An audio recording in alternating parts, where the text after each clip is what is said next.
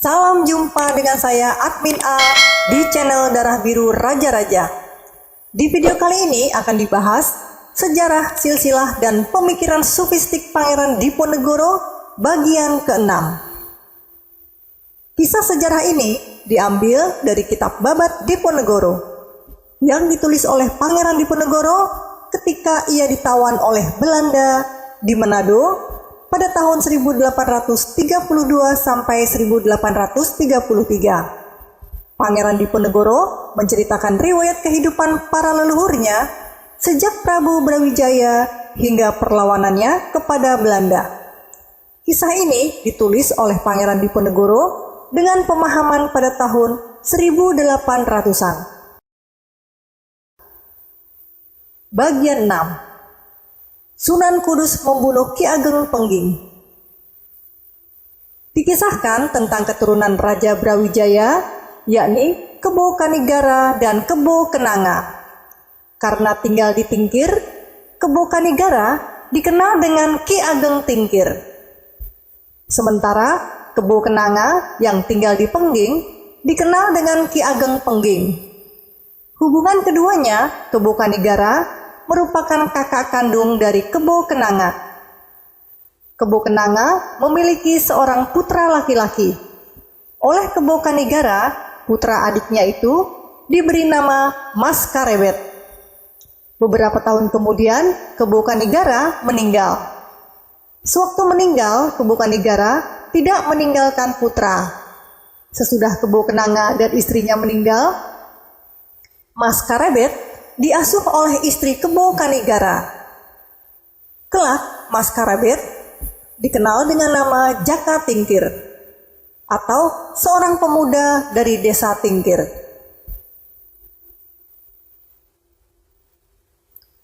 Meninggalnya Kebo Kenanga bukan karena mati sewajarnya, tetapi dibunuh oleh Sunan Kudus.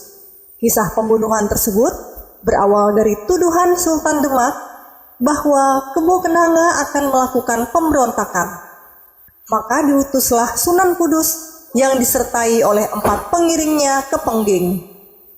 Setiba di Pengging, Sunan Kudus menemui Kebo Kenanga. "Hei Kebo Kenanga, kenapa kau tak mau menghadap Sultan Demak? Kau akan melakukan pemberontakan terhadap Kanjeng Sultan?" "Bagaimana hamba akan melakukan pemberontakan terhadap Demak, Kanjeng Sunan?" Kebo Kenanga menjawab tenang. "Pengging bukan bawahan Demak. Pengging daerah Perdikan Majapahit." Sunan Kudus menghunus belati dari sarungnya, menikamkan belati itu di dada Kebo Kenanga. Dengan bibir menyunggingkan senyum, Kebo Kenanga menjawab ucapan selamat jalan dari Sunan Kudus. Kebo Kenanga terkapar di tanah di lantai ruang tamu. Sukma melayang kembali pada Sang Pencipta. Tanpa meminta pamit pada istri Kebo Kenanga, Sunan Kudus meninggalkan Pengging, menghadap Sultan Patah, menyampaikan kabar bahwa musuh Demak tewas di tangannya. Mendengar kabar gembira dari Sunan Kudus, Sultan Patah tampak berbinar wajahnya. Sepeninggal Kebo Kenanga, istrinya melahirkan bayi bernama Mas Karebet. Sesudah menginjak usia muda, Mas Karebet yang diasuh oleh Ki Ageng Tingkir pergi ke desa Sela. Tidak ada tujuan dari Mas Karebet selain berguru kepada Sela Rasa, putra Getas Pandawa yang dikenal dengan Ki Ageng Sela. Melalui Ki Ageng Sela, Mas Karebet menjadi seorang pemuda yang sakti mandraguna pilih tanding. Ki Ageng Sela dan kisah terjadinya petir. Ki Ageng Sela yang bernama asli Sela Rasa memiliki putra bernama Ki Ageng Enis. Sesudah dewasa, Ki Ageng Enis yang menikah dengan putri buyut Lawean memiliki putra bernama Raden Pemanahan. Sejak kecil, Pemanahan tinggal bersama Ki Ageng Sela kakeknya, tinggal di desa Sela. Bersama cucunya, Ki Ageng Sela bekerja di sawah. Sebelum datang tengah siang, hujan turun sangat lebat. ketika para petani pulang ke rumah, Ki Ageng Sela masih mencangkul di sawah. Sementara pemanahan yang masih berteduh di gubuk saat hujan menyisakan gerimis itu menyaksikan Ki Ageng Sela tengah berkelahi dengan seorang lelaki tua. Kasihan dengan Ki Ageng Sela, pemanahan pergi ke kampung terdekat, meminta bantuan pada orang-orang agar membantu kakeknya yang tengah berkelahi dengan lelaki tua di sawah. Dipimpin Raga Jaya dan Raga Mulya, orang-orang yang bersenjata cangkul, sabit, dan parang itu berlari ke sawah.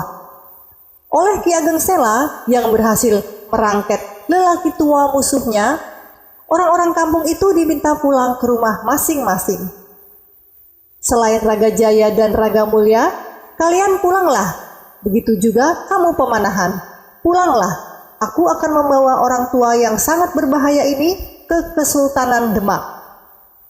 Bersamaan pulangnya pemanahan dan orang-orang ke rumah, Ki Ageng Sela beserta Raga Jaya dan Raga Mulya membawa lelaki tua itu ke Kesultanan Demak. Sesudah dihadapkan pada Sultan Demak, lelaki tua yang sangat berbahaya itu dimasukkan di dalam penjara.